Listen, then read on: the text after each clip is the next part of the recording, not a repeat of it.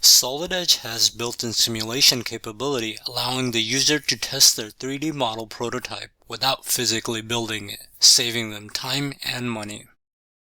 We will start by opening a part model called Simulation. Click on the Simulation tab located along the top ribbon.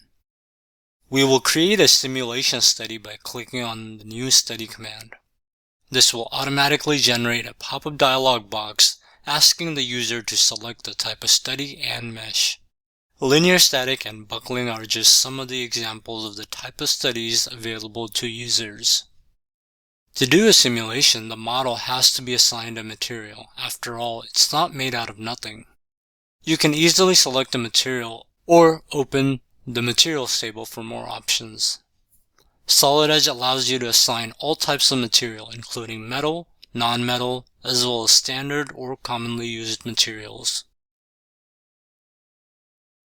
On the right side of the screen are different docking windows. Hover over the simulation icon, and the screen will automatically pull out from the right side of the screen. You can dock the window by clicking on Auto Hide. In the docking window, you will see a pie-looking circle with some parts shaded green. These are showing that they have been completed. Applying force on a model not only allows the user to test the ability of the model to withstand the stress, but also locate the point with the most stress. This is very useful since the user can make changes to reduce high points of stress to decrease the chances of potential failure. This is very useful since the user can make changes to reduce high points of stress to decrease the chances of potential failure. Solid Edge provides users with various forms of forces and constraints depending on the model, as well as the type of study the user wants to carry out. So what does mesh and solve mean? Basically, what Solid Edge is doing is breaking our part into elements, the element in finite element analysis, and then testing the loads and the constraints on each of these to give an overall result. It's then going to give us feedback on where the greatest stress is. So here are our results. Purple is low stress and red is high stress. Also notice in the lower right that the yield stress is way higher than the stress shown on the model. We can even animate how the stress propagates through the part as the load is applied. The first thing you probably noticed is that the model appears to have deformed an unrealistic amount. This is, however, just an exaggerated view. To clearly show how the part will deform, we can change this to actual deformation instead.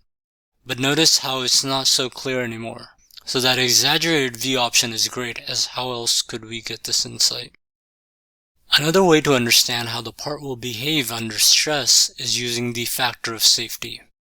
Factor of safety is very important when building a physical prototype, as that determines how many times more force can be applied to the model before it breaks.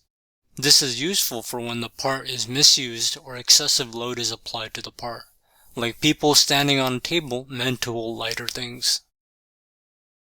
You can also find the minimum and maximum values for the data results.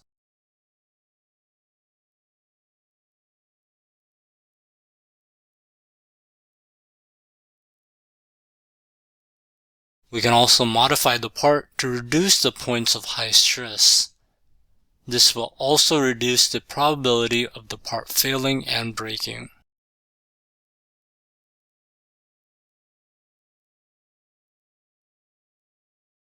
After modifying the model, simply press the Solve button and the software will carry out the simulation with the previously provided forces and constraints.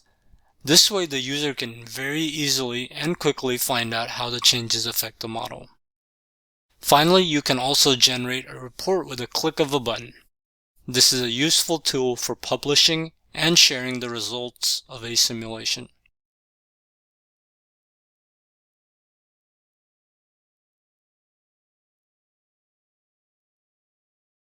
In this simulation tutorial, we covered how to create a new study, applying loads and constraints, mesh and solve, stress and factor of safety, modifying the model, and creating a report.